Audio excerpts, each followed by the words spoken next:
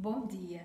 Hoje nós vamos tratar da análise de um acórdão do Tribunal de Justiça do Paraná, especificamente de uma apelação de Oslaine face ao INSS. Essa apelação tem como objeto principal um laudo pericial, que é julgado obscuro e por exceder os limites de sua designação.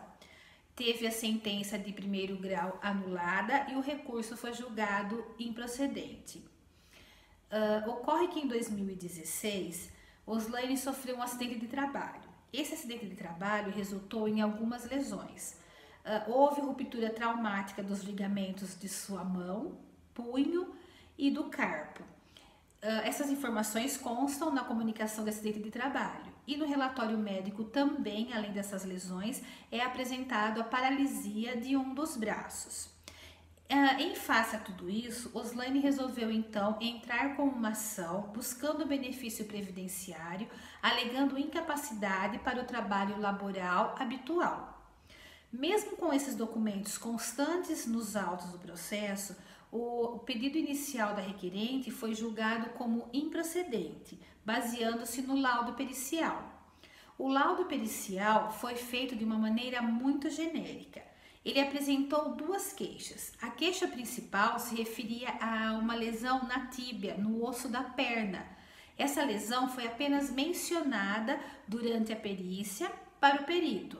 Na verdade, essa lesão na perna nem constava nos autos do processo. Como segunda queixa, apareceu nos laudos também uma lesão relacionada ao ombro. Como a contrariedade entre esse laudo pericial e o relatório médico foi muito grande, a requerente, a autora, Oslaine, ficou muito indignada e resolveu então entrar com uma ação, com um recurso, tentando reformar a sentença. Os desembargadores unanimemente entenderam que o laudo de fato estava bastante obscuro. Na verdade, ao invés de ajudar, o laudo estava atrapalhando a decisão do juiz, uma vez que tanto as conclusões descritas no laudo como as respostas aos quesitos apresentados não estão claramente definidos se referem à doença anterior, que no caso a autora simplesmente mencionou, mas que não consta nos autos, ou se de fato se refere às lesões na mão e no braço, que foram o motivo da solicitação do auxílio previdenciário. Portanto, eles designaram então que a sentença de primeiro grau fosse anulada, os autos remetidos à origem para a realização de uma nova perícia e o recurso foi dado como prejudicado. Nós vamos então fazer uma análise a respeito de alguns pontos dessa decisão dos magistrados. A primeira decisão é sobre a anulação da sentença do juiz de primeiro grau para poder fazer a realização de nova perícia. Nós vamos analisar os artigos do Código de Processo Civil. De acordo com o artigo 370 do Código de Processo Civil, cabe ao juiz escolher determinar as provas que ele achar necessária para o julgamento do mérito. De acordo com o artigo 149 também do Código de Processo Civil, é possível que algumas pessoas auxiliem o juiz na formação de sua convicção, se convencendo dos fatos alegados. Uma dessas pessoas que pode ajudar o juiz é o perito.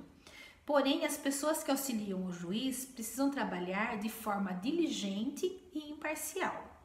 Levando-se em conta também o artigo 473, também do Código Civil, o perito não pode extrapolar a sua designação, ele tem que se ater ao fato em questão.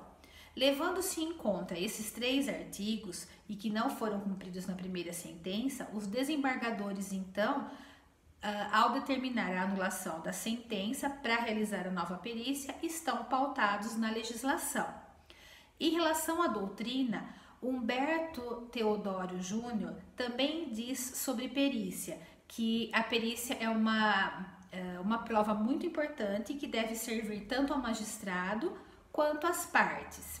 Então, ele está pautado também na doutrina, quando ele pede, então, a realização, a anulação da sentença.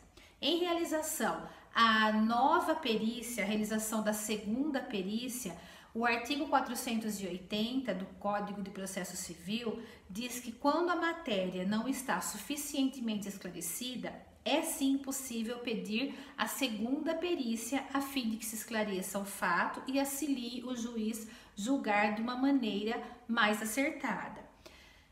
Luiz Rodrigues Vambier também diz que é possível a cabimento, né, da segunda perícia, sempre que a primeira perícia não cumprir o seu papel, sempre que a primeira perícia deixar algumas falhas. Então, novamente, a realização dessa segunda perícia, pela doutrina e pela legislação, fundamentam a decisão dos magistrados. Nós concluímos, então, que tanto a anulação da sentença de primeiro grau para a realização de nova perícia, como a realização da segunda perícia, estão amparados e podem ser realizadas, estão amparados pela legislação e pela doutrina. Embora a realização da segunda perícia seja onerosa e possa trazer certa demora processual, o que não é indicado, nesse caso, como em outras situações, é possível e é preciso que seja realizado, para que seja mais clara, né, a decisão do juiz.